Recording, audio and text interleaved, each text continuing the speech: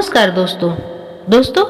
27 मई 2025 का सबसे खास दिन होने वाला है, सबसे प्रभावशाली दिन होने वाला है, क्योंकि इस दिन पड़ रहा है हनुमान जी का बड़ा मंगलवार।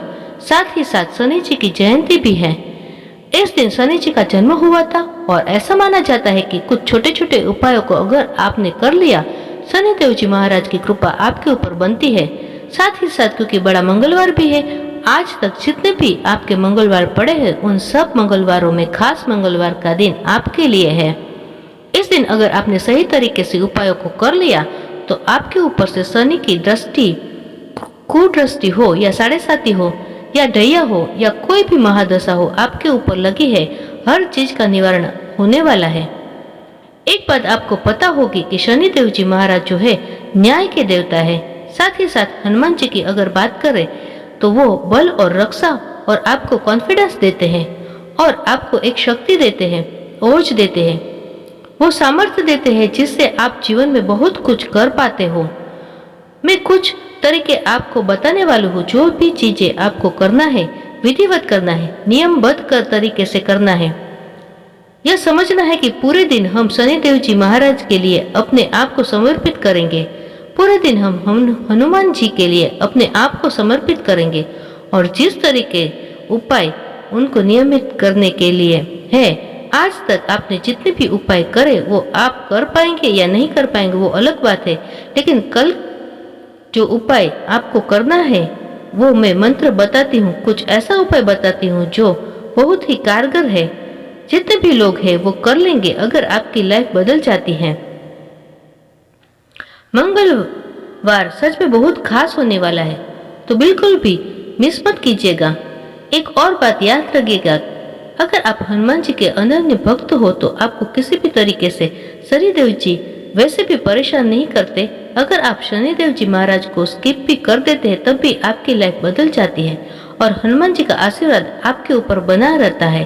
साथ ही साथ शनिदेव जी महाराज तो आपके ऊपर खुश रहते ही है, लेकिन क्योंकि उनका जन्मदिन भी है तो क्या करें, उनको भी प्रसन्न कर लिया जाए। प्रसन्न करने के लिए क्या करेंगे, तो पहला नियम आपको पता होगा कि जेठ मास की अमावस्या का काल चल रहा है, यानी कि 26 तारीख की अगर बात करें तो दोपहर 12:11 से लेकर अमावस्या की शुरुआत हो चुकी है और 27 में की अगर हम बात करें तो सुबह 8:31 पर यह समय काल समाप्त होता है और यही से उदया तिथि का उत्पन्न होता है। और उदया तिथि के उत्थान की अगर बात करें तो शनिदेव जी महाराज की जयंती भी इस दिन है। अब आते हैं सीधा उपायों पर, और उपायों की अगर बात करें तो सुबह सुबह पहले आपको ब्रह्म मुहूर्त पर उठना है। हनुमान जी के लिए उपाय प्रथम होना चाहिए, क्योंकि आपको ब्रह्मचर्य का पालन भी करना है। आपको क्या करना है, ब्रह्म मुहूर्त पर उठना है। ब्रह्म मुहूर्त पर जैसे ही आप उठेंगे, स्नान ध्यान करेंगे, काले वस्त्र को आपको पहनना है। अब आपको क्या करना है, हनुमान जी की मूर्ति या तस्वीर हो अपने घर में रख लीजिएगा। अगर पॉसिबल हो तो हनुमान जी के मंदिर अगर आपके आसपास हो तो वहां पर भी जा सकते हो। नहीं जा सकते हो तो घर पर ही आप एक साफ चौकी ले लीजिए, साफ कर लीजिए, स्वच्छ जल से उनको धुला लीजिए। उसके बाद लाल कपड़ा बिछाइए। लाल कपड़ा बिछाने के बाद जो मूर्ति है हनुमान जी की वह वहां पर रख दीजिए। ऐसा करने के बाद घी का एक दीपक प्रज्वलित कर लीजिए। हनुमान जी के सामने आपको आसन ग्रहण कर बैठ जाना है। जय श्री राम, जय श्री राम, जय श्री राम, ऐसा 108 बार आपको जप करना है। 21 बार चाहे तो कर लीजिएगा या 108 बार चाहे, जैसा भी आपको चाहे उचित लगे उतनी बार आप कर लीजिएगा। जाप कर लेने के बाद अब आपको हनुमान जी को कुछ अर्पित करना है। अर्पित करने के बाद लाल पुष्प ले लीजिएगा, सिंदूर ले लीजिए, लाल चोला ले लीजिएगा। खास याद रखिएगा कि लाल चोला अगर आपने रख लिया है अर्पित करने के लिए तो राहु की दशा हो, केतु की दशा हो, जितने भी तरीके के ग्रह दशा, मंगल दशा होते हैं, उन सारी चीजों का निवारण हो जाता है। मात्र लाल चोला चढ़ाने से हनुमान जी को ऐसा अपने कर लिया। गुड़ चना चढ़ाने के साथ में अगर आपने पॉसिबल हो पाए तो बूंदी होती है या बूंदी का लड्डू होता है वो चढ़ा लीजिए। और एक खास चीज, नारियल, सूखा नारियल जरूर चढ़ा लीजिएगा। आपके घर में अगर कोई प्रेत बाधा बन रही है, नकारात्मकता बन रही है, किसी वजह से, किसी कारणों से आपका जो उत्थान नहीं हो पा रहा है, करियर ग्रोथ नहीं हो पा रहा है, पैसा रुकता है लेकिन रुक नहीं पा रहा है, नारियल चढ़ाइए, अर्पित करिएगा। ऐसा करने के बाद अब आपको हनुमान चालीसा का पाठ करना है। चाहे तो 7 बार कर लो, 21 बार कर लो, जैसा आपके सामर्थ्य वैसा कर लीजिएगा, लेकिन 7 बार तो मिनिमम कर लीजिएगा। उसके बाद अब आपको सुंदरकांड का पाठ करना है। सुंदरकांड का पाठ करने के बाद अब अपने आप फील करोगे कि आपके अंदर एक अलग से एनर्जी आ गई है, आपके ऊपर हनुमान जी का आशीर्वाद आया है। अब यहाँ से शुरू करेंगे हम शनिदेव जी महाराज के लिए कुछ उपाय। आपको क्या करना है, एक लोटा ले लीजिए, स्टील वाला लोटा लेना है, उसमें थोड़ा सा जल रखिए, थोड़ा सा कच्चा दूध डालिए, थोड़ी सी चीनी डालिए, काला तिल डालिए, सफेद तिल डालिए। इतना सब करने के बाद इस लोटे को आप लेकर जाइए पीपल के वृक्ष के पास। आपको पता ही होगा कि पीपल के वृक्ष पर शनिदेव जी महाराज जी की कृपा होती है। हाँ, यूं कहे कि उनका वास भी वहां पर ही होता है। आपको लोटे का जल जितना भी आपको मैंने बताया है, उन सारी चीजों को आपको पीपल को वृक्ष जो होता है उनकी जड़ में अर्पित कर देना है। अर्पित करने के बाद 7 बार पीपल के वृक्ष की परिक्रमा करना है। परिक्रमा करने के बाद आपको आसन ग्रहण करके पीपल के सामने बैठ जाना है और एक मंत्र शनि जी का, ओम शम शनीश्वराय नमः, दोबारा बोलती हूँ, ओम शम शनीश्वराय नमः, इस मंत्र को 108 बार जाप कर लीजिएगा। जाप करने के बाद अब आपको वापस घर आना है। जब आप घर आएंगे तो आपको स्नान करना है। स्नान नहीं कर सकते हैं तो फिर आपको हाथ पैर धो लेना है। थोड़ा सा जल लेकर अपने ऊपर छिड़क लीजिए। उनके बाद आपको पॉसिबल हो तो शनि जी की महाराज के मंदिर चले जाए। अगर आपके घर के आसपास है, अगर आप नहीं जा पा रहे तो अपने घर पे ही शनि देव जी की मूर्ति को रखिए और उनके ऊपर तिल का जो तेल होता है वो अर्पित करिए और उनको भोग लगाने के लिए पहले से अगर बात करें, दीपक को प्रज्वलित करना है। दीपक कौन सा प्रज्वलित करेंगे, एक लोहे की कटोरी लीजिएगा, सरसों का तेल डालिए, थोड़ा सा उसमें काला तिल डालिए और उस दीपक को प्रज्वलित करिए। ऐसा माना जाता है कि मात्र ऐसा करने पर शनिदेव जी महाराज की खास कृपा आपके ऊपर होती है। शनिदेव जी महाराज आप से बहुत खुश होते हैं। भोग लगाने की बात करें तो काला तिल का भोग लगाए, गुड़ चने का भोग लगाए, साथ ही साथ जो काली उड़द होती है, काले तिल होते हैं, काला चना, नीला फूल ले लीजिए, नीले वस्त्र को अर्पित कीजिए, भोग लगाए। इससे शनिदेव जी महाराज बहुत ज्यादा खुश होते हैं। अब इसके बाद एक खास मंत्र आपको देने जा रही हूँ। यह बहुत ही कारगर होता है। यह मंत्र अगर आपने जाप करा तो शनिदेव जी महाराज की खास कृपा आपके ऊपर बनती है। और वो खास मंत्र ओम प्राम प्रेम प्रोम सह शनीश्वराय नमः, इस मंत्र को 108 बार आपको जाप करना है। इससे क्या होता है, शनिदेव जी की खास कृपा आपके ऊपर बनती है। याद रखना कि जितने भी मैं आपको उपाय बता रही हूँ वो आपको ब्रह्मचर्य का पालन करना है। किसी भी तरीके से कोई गलत गतिविधि नहीं करनी है, किसी का नाश नहीं करना है, अपने ऊपर क्रोध नहीं लेकर आना है, शनिदेव को खुश करते रहना है। पूरे दिन शनिदेव जी के लिए खास उपायों को करते जाना है और हनुमान जी को तो खुश करना ही है। ओम हम हनुमते नमः का जाप करते जाना है। हो सके तो आप श्री राम श्री राम जय राम लोगों से बातचीत करें, उस समय भी आपको बोलना है। यहाँ तक जितने भी मैंने आपको उपाय बताए यह शनिदेव जी महाराज के लिए, हनुमान जी के लिए है। अब बात करते हैं कि हम किस समय पर दीपक जलाएं। दीपक जलाने का विशेष विधान हमारे शास्त्रों में बताया गया है और दीपक जलाने के अलग अलग मतलब होते हैं।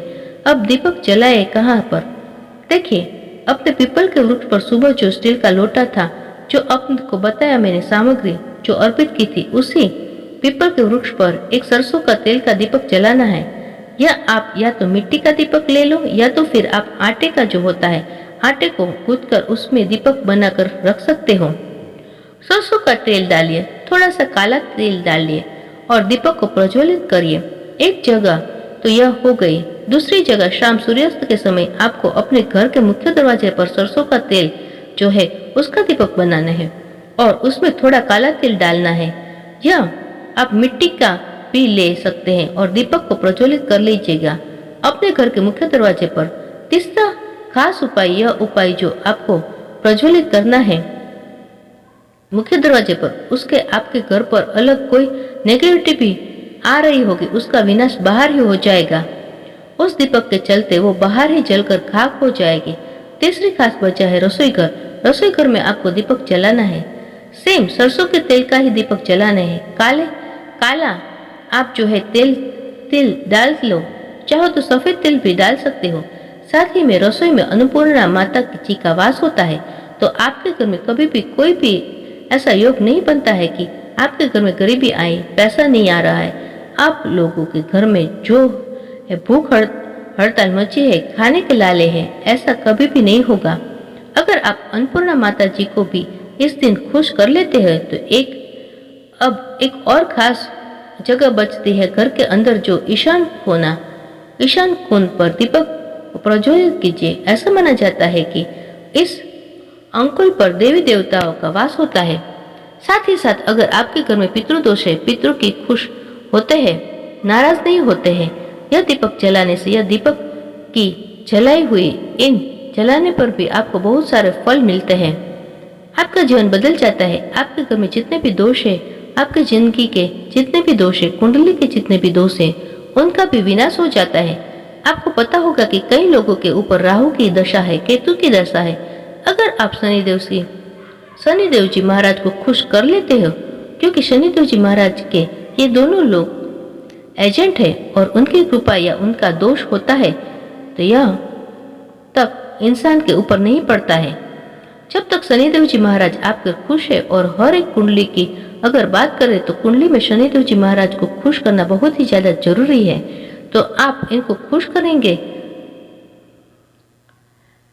अब बात कर लेते हैं विशेष दानों के बारे में। कुछ ऐसे दान होते हैं जिनको अगर आप करते हो, शनिदेव जी की खास कृपा आपके ऊपर बनी रहती है।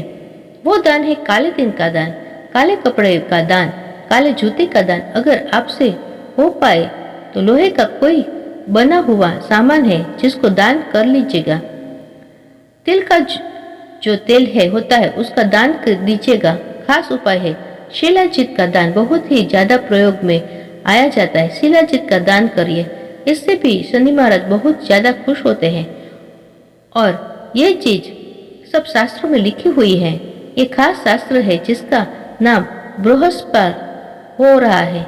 इस खास शास्त्र के अंदर इन सारी चीजों का विवरण आपको देखने को मिलेगा। और शनिदेव जी महाराज के दान अगर बात करें तो ये काले उड़द का भी दान कर सकते हैं। कई लोग खिचड़ी का दान करते हैं। खिचड़ी में देखिए चावल होता है, चावल से चंद्रमा भी खुश होता है, तो उसको भी हम संतुष्ट कर सकते हैं। चंद्रमा पर भी हमारा मजबूत होता है। और आप चाहो तो खिचड़ी का दान कर सकते हो। आप बाहर गए, खिचड़ी बना लिया, किसी को पैकेट में पैक करके दान कर दिया, यह भी बड़ा कारगर होता है। अब कुछ खास दान हनुमान जी के लिए भी कर लेते हैं, वो बहुत ही ज्यादा इम्पोर्टेंट है। एक देखिए, लाल कपड़े का आपको दान करना है, गुड़ चने का आपको दान करना है। गाय मिल जाती है, गाय को गुड़ खिलाना है, गाय को हरा चारा खिलाना है। और साथ ही साथ बच्चों को भी आप फल दान कर दो या केला दान कर दो, ये भी बड़ा कारगर होता है। और बंदरों को गुड़ चना जरूर दान करिएगा। 7.5 दहिया पूरे साल की कुदृष्टि जैसी समस्याओं से बचना चाहते हो तो राहु की जो दशा है, वो केतु की जो दशा है, मंगल दोष लगा हुआ है, इन सारी चीजों से निवारण हो तो उपाय मत भूलिएगा। और इसी के साथ मैं वीडियो को अंत करते हूँ। अन्य आने वाली वीडियो में अगर आप चाहते हो कि शनिदेव जी महाराज की और डिटेल वीडियो में बनाओ तो यहाँ पर 7.5 दहिया के बारे में और विशेषकर कुंडली में माध्यम के आपको बताऊंगी। और साथ ही साथ अगर आपको यह वीडियो पसंद आई हो तो वीडियो को जरूर लाइक कीजिएगा और चैनल को सब्सक्राइब कर दीजिएगा। धन्यवाद।